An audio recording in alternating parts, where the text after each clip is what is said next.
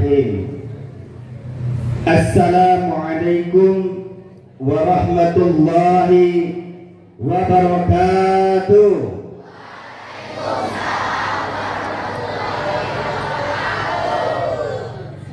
Innal hamdalillah hamda hamidin wa naskuruhu syukra syakirin wa nusalli wa nusallimu ala khairil anam sayyidina wa habibina wa syafi'ina wa khalilina wa maulana Muhammad sallallahu alaihi wasallam. A'udzu billahi minasy syaithanir rajim. Bismillahirrahmanirrahim.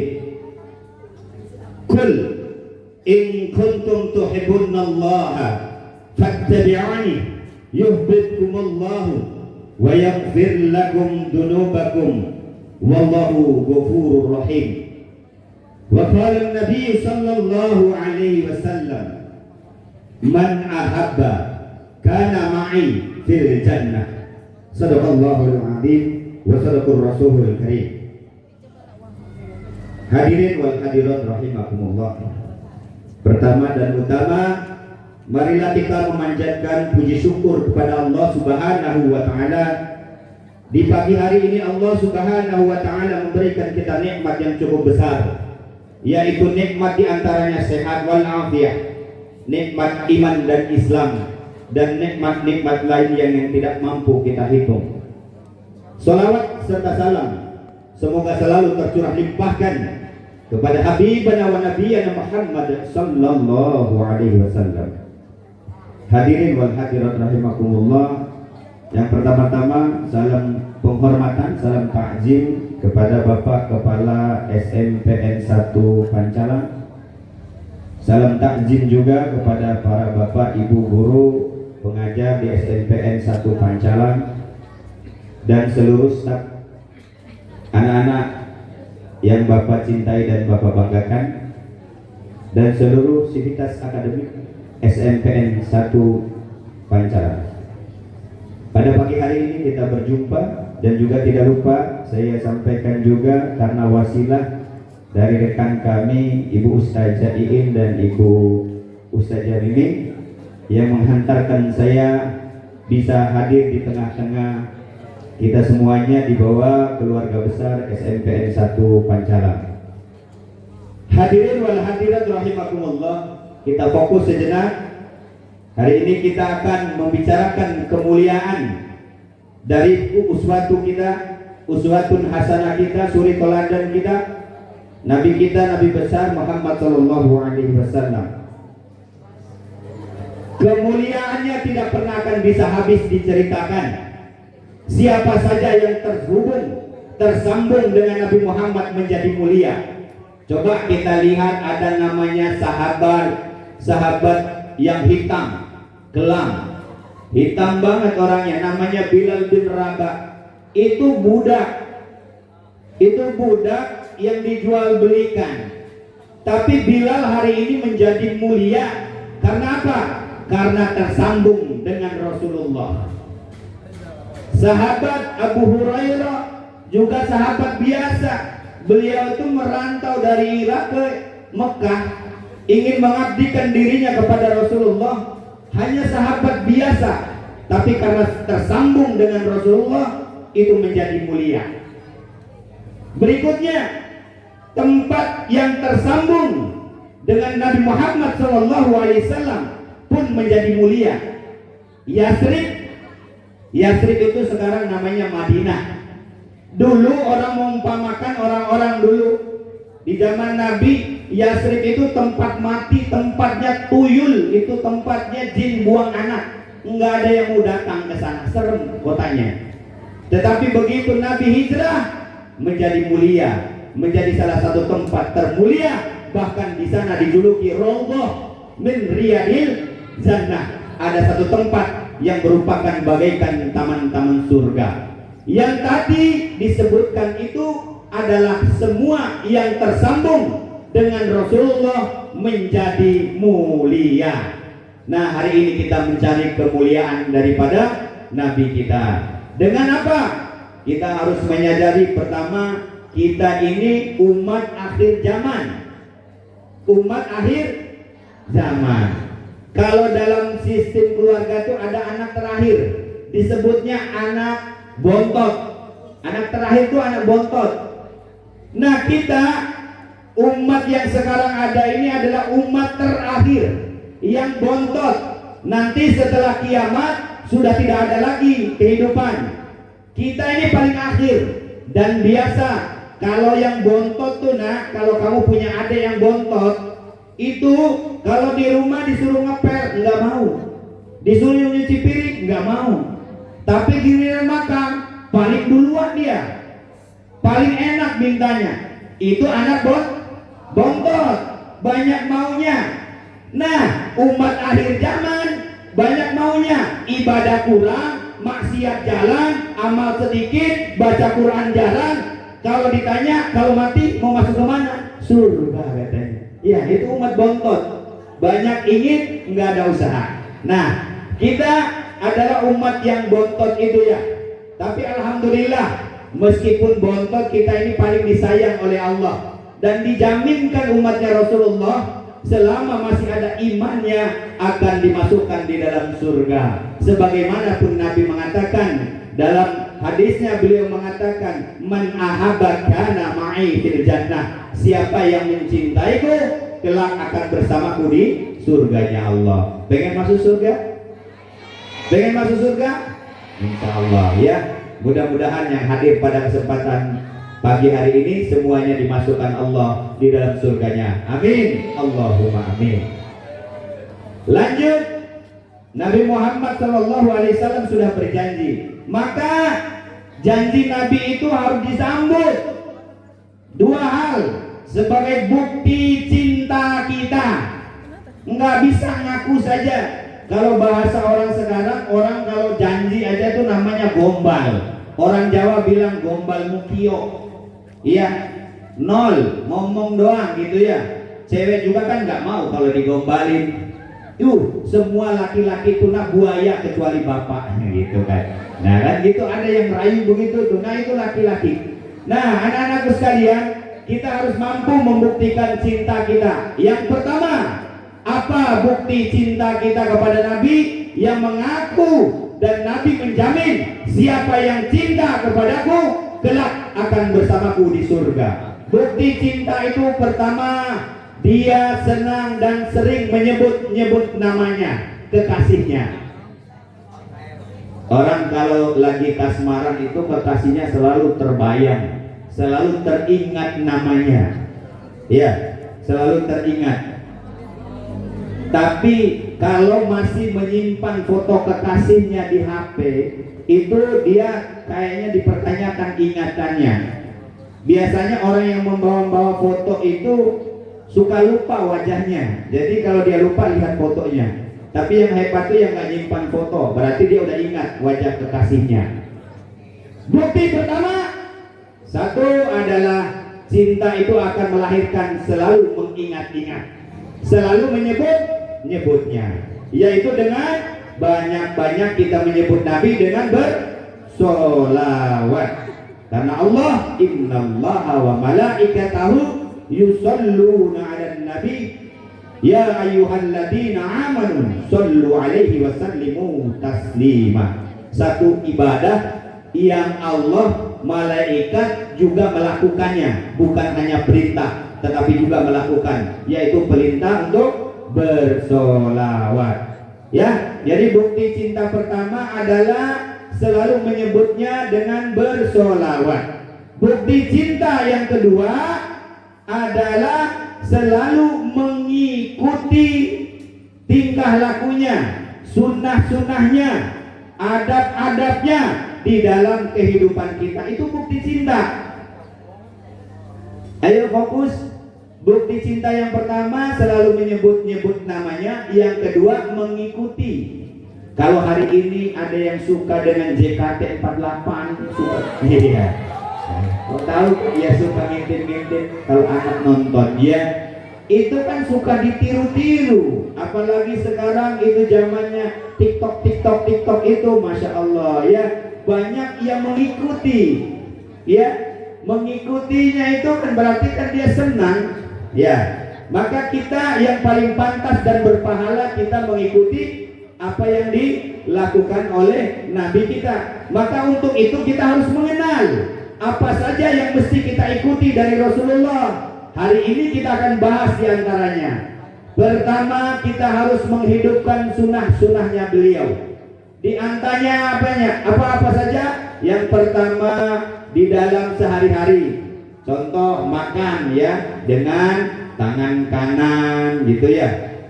Lalu apalagi kalau kita sedang buang air ya, nanti dicontohkan cara buang airnya Rasulullah ya. Apalagi sunnahnya beliau kalau pakai baju tuh ngancing baju itu sunnahnya dari bawah ke atas. Kalau pakai baju yang ada kancingnya tuh makanya supaya berpahala dari bawah ke atas, itu sunnahnya. Kok bisa? Coba kalau kamu pakai baju yang pakai resleting, nah itu ilmunya kan, kalau mau dipakai ke atas resletingnya, nah itu sunnahnya. Kalau mau buka dari atas ke bawah ya, mau pakai baju tangan kanan dulu baru tangan kiri, pun begitu pakai sendal juga seperti itu, mendahulukan yang kanan. Kenapa harus mendahulukan yang kanan? Karena yang kanan ini paling mulianya. Malaikat sebelah kanan namanya malaikat apa yang sebelah kanan kita? Malaikat Raqib. Ya, malaikat Raqib ini tugasnya mencatat amal baik. Di sebelah kanan ada yang mencatat amal buruk, namanya malaikat Atid. Nah, kedua malaikat ini selalu berdiskusi. Jadi kalau ada teman kita misalnya pulang Jumatan, saya mau ngambil mangganya tetangga, udah niat pulang Jumatan atau pulang sekolah lah, nanti saya mau ngambil mangga, udah niat dia. Nah, sama malaikat Atid itu udah mau dicatat, kalau udah niat tuh. Tapi kata Raqib, Atid jangan catat dulu, kan baru niat. Oh iya, kenapa sih? Nanti kan kalau dia nggak jadi, nipek lagi buku amalnya. Udah nanti aja. Oh iya benar. Ini anak ini pulang. Begitu pulang, benar ngambil mangga ya yang tadi udah direncanakan. Maka Atid itu langsung mencatat. Tapi sama Raqib bilang, Atid, atuh jangan dulu, nanti nipek lagi. Kenapa? Ya nunggu 6 jam. Kalau 6 jam dia sadar, dia begitu makan mangga sadar, ini kan mangga orang, saya belum izin. Nah, dia ngembaliin dengan cara dia beli gantinya, lalu dia minta maaf, maka itu akan dimaafkan. Jadi toleransinya itu 6 jam. Jadi ketika kamu berbuat jahat, 6 jam diberi kesempatan sebelum dicatat oleh malaikat Atid. Gitu. Nah, ada anak pulang sholat Jumat, dengar khotib, ambil yang baik, tinggalkan yang jelek. Maka dia praktekin tuh ngambil sendal orang yang bagus. Iya kan? Ada nggak yang begitu? Ada nggak? Yang mana orangnya? Innalillahi. Ya. Kembaliin. Ya. Nah, anak ini udah niat, saya mau ngambil sendal rencananya, gitu kan? Begitu keluar berupa pikiran, nggak jadi diambil, maka itu nggak dicatat. Itu hebatnya malaikat yang sebelah kanan. Malaikat yang kanan itu mencatat yang baik-baik. Makanya kenapa jam tangan dipakai di kiri? Kenapa cincin itu harus dipakai di kiri? Ada sejarahnya. Yang kiri ini adalah banyak jasanya sama kita, suka nebokin kita ya. Kalau ada yang mohon maaf ngupil, pakainya tangan kiri. Nah, ini mah kotor kerjaannya. Maka dikasih hadiah, dipakaikan jam, pakaikan cincin di kiri itu. Jangan di kanan, di kiri pakai cincin jam itu ya. Kenapa? Penghargaan. Dia sudah bantu kita ya ngelakuin yang jelek-jelek itu yang kiri. Ada siswa nak, jadi dia nggak percaya dengan sunnah. Dia pakai cincin di tangan kanan. Begitu lebaran itu kan ada salam-salaman. Ya, sallallahu ala Muhammad. Hilang cincinnya. Kenapa? Dicopet orang kan tangan kanan pakai cincinnya tuh hilang. Nah, itu ya ada hikmahnya. Jadi pakai cincin di sebelah kiri. Yang hari ini pakai jam sebelah kanan dipindahin. Itu adabnya. Ya, hari ini kita juga mempelajari akhlak supaya kita benar ibadahnya, benar yang kita lakukan ada dasarnya. Itu ya. Jadi mengikuti sunnah-sunnah Nabi di dalam kehidupan kita. Apalagi berikutnya, kalau mau masuk toilet jangan lupa yang masuk dulu itu kaki kiri ya. Nanti keluar kaki kanan.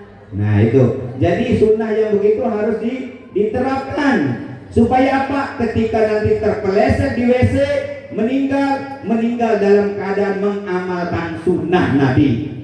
Itu hebatnya ya kalau kita menghidupkan sunnah Nabi. Ya. Berikutnya kita ibadah. Tadi Bapak ikut sholat duha, rame. Nggak tahu diterima nggak sholat duhanya atau hanya sekedar menggugurkan kewajiban. Karena sholat kita ini banyak yang hanya sekedar menggugurkan kewajiban. Padahal kita kepengen sholat itu diterima. Karena ibadah kita yang paling penting dari semuanya itu adalah ibadah sholat. Kita pengen sholat kita diterima. Tetapi rupanya kita ini baru melaksanakan sholat baru sekedar sahnya saja. Baru hanya sekedar sahnya saja dan rukun-rukunnya saja. Nah, Bapak nanti akan ada sebuah pertanyaan yang bisa maju ke depan. Ya, jadi sholat itu minimal, sholat itu harus memenuhi dua unsur. Yang pertama syarat sahnya sholat itu harus. Yang kedua rukun-rukun sholat itu minimal untuk kita sholat kita ini benar. Jangan bicara sholat kita diterima dulu, nanti masih jauh. Kita periksa hari ini sholat yang kita lakukan apakah sudah memenuhi syarat dan rukunnya atau syarat sahnya sholat. Ada 5 syarat sahnya sholat itu. Yang bisa menyebutkan 3 saja maju. Syarat sahnya sholat dapat hadiah. Syarat sahnya sholat ada 5, nyebutin 3 saja. Ayo siapa yang berani maju ke depan? Perempuan, silakan mencoba. Syarat sahnya sholat itu ada 5, tapi Bapak minta 3 aja. Ayo, dikasih waktu 5, 4, 3, 2, jreng, habis, hangus, uangnya masuk lagi.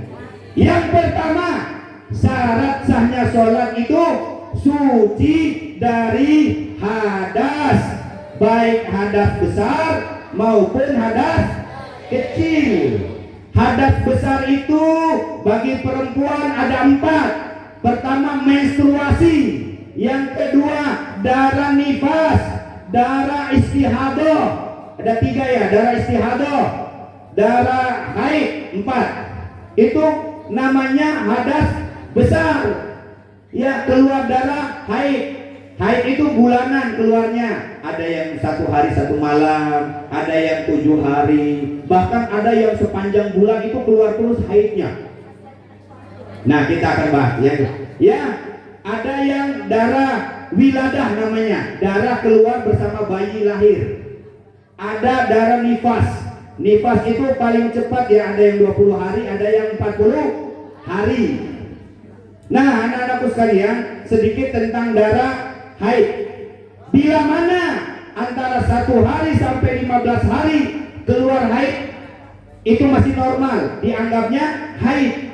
Tapi kalau hari ke-16, 17 masih keluar, itu namanya darah istihadah, darah penyakit. Maka dia harus tetap sholat. Gimana cara sholatnya? Sholatnya begitu dengar azan zuhur langsung wudhu, langsung sholat, nggak boleh ngobrol, segera sholat begitu azan masuk.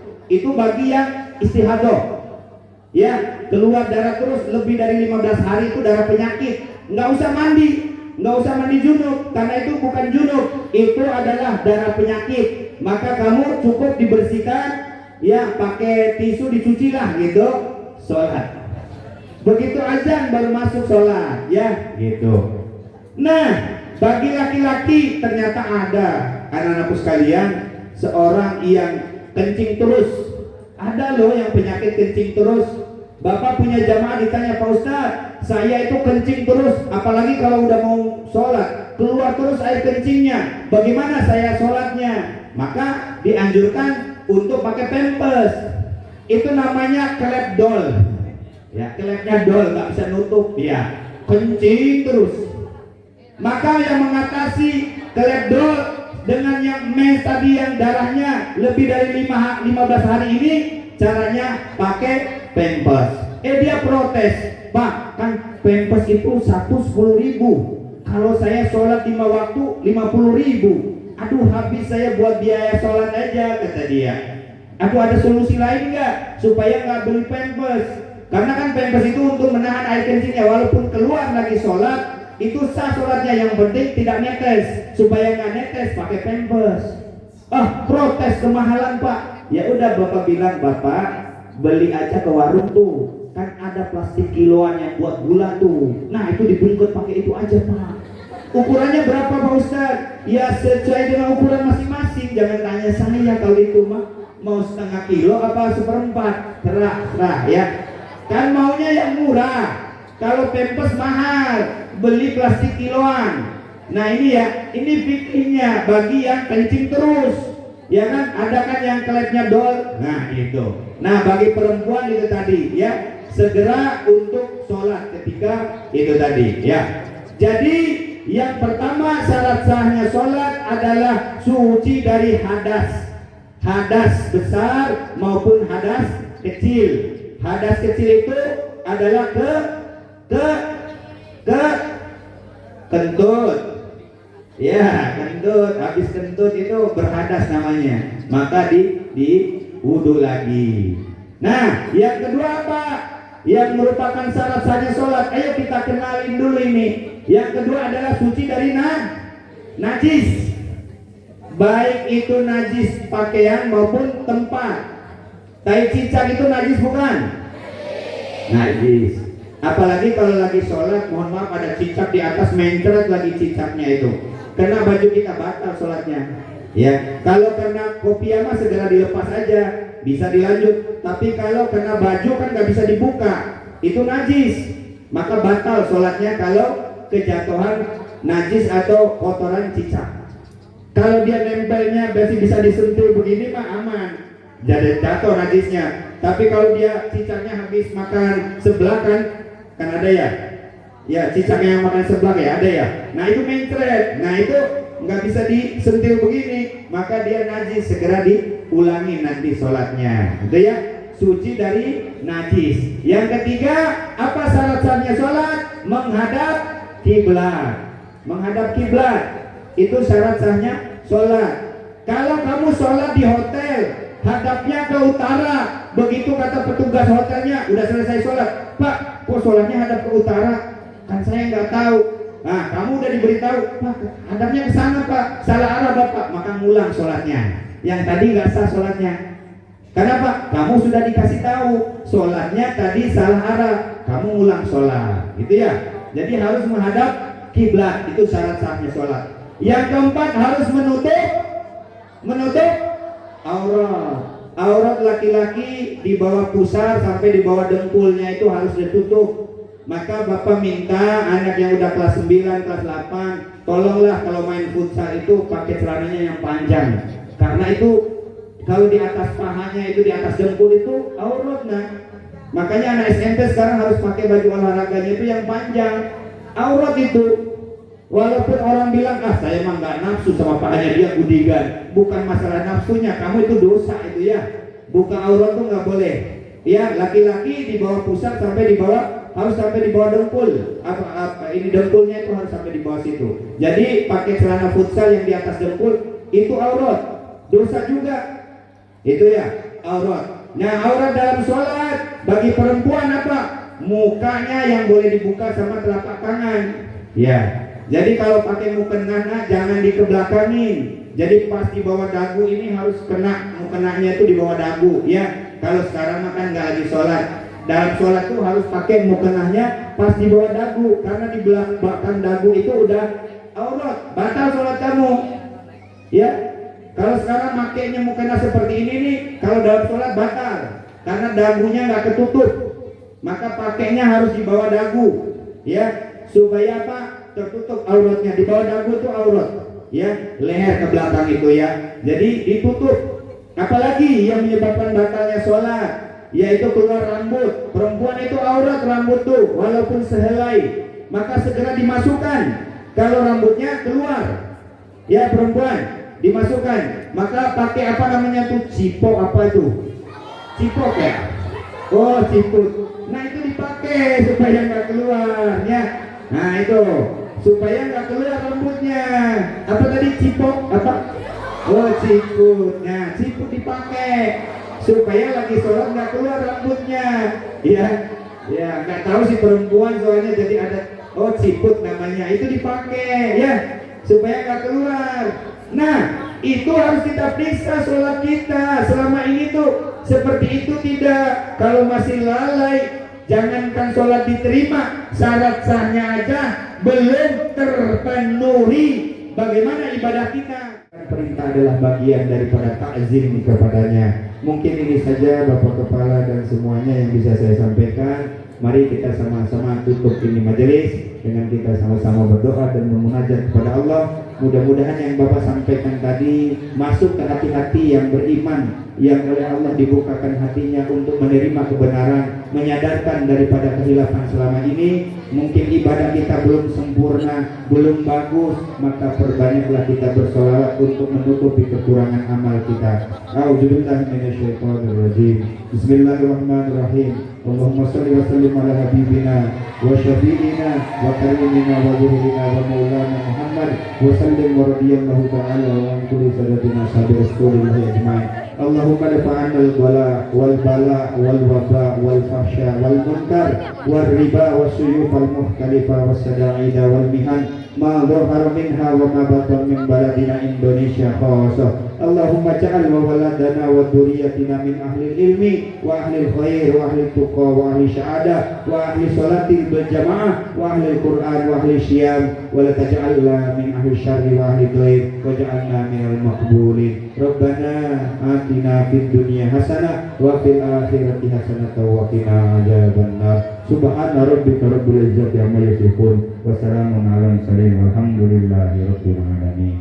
Sebelum Bapak tutup, tolong kalau doanya itu ada doa, jangan dipencar tangannya, dirapatkan, hadapkan ke dada. Ini ada doa, jangan doa melepai tangannya, dipisah. Ini kalau dikasih beras dibungkas semuanya. Ini ada berdoa itu harus diperhatikan, doa itu tingginya ibadah. Jadi dirapatkan, dihadapkan ke dada kita. Ini ada berdoa. Jadi kalau kalian berdoa supaya doa dikabulkan, ada adabnya, angkat tangan, rapatkan, taruh depan dada kita ini. Ini sebegini doanya ya, karena Bapak tadi lihat ada yang doanya muncrat, tangannya nggak jelas. Ini jangan ya, itu ada doa ya, perhatikan ya. Ini saja, sekian. Wallahu muwaffiq ila aqwamit thoriq. Wassalamualaikum warahmatullahi wabarakatuh.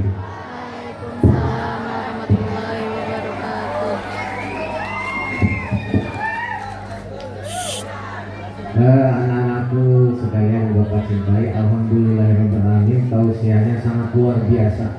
Dan sekali lagi, perbaiki sholat kita semua. Siap ya? Baik, acara dari awal sampai akhir alhamdulillah ada dalam lancar. Mari kita tutup kembali acara ini dengan bersama-sama membaca hamdalah. Alhamdulillah. Terima kasih Bapak sebagai pengantar acara di pagi hari ini. Mohon maaf apabila ada kesalahan. Terima kasih. Wassalamualaikum warahmatullahi wabarakatuh.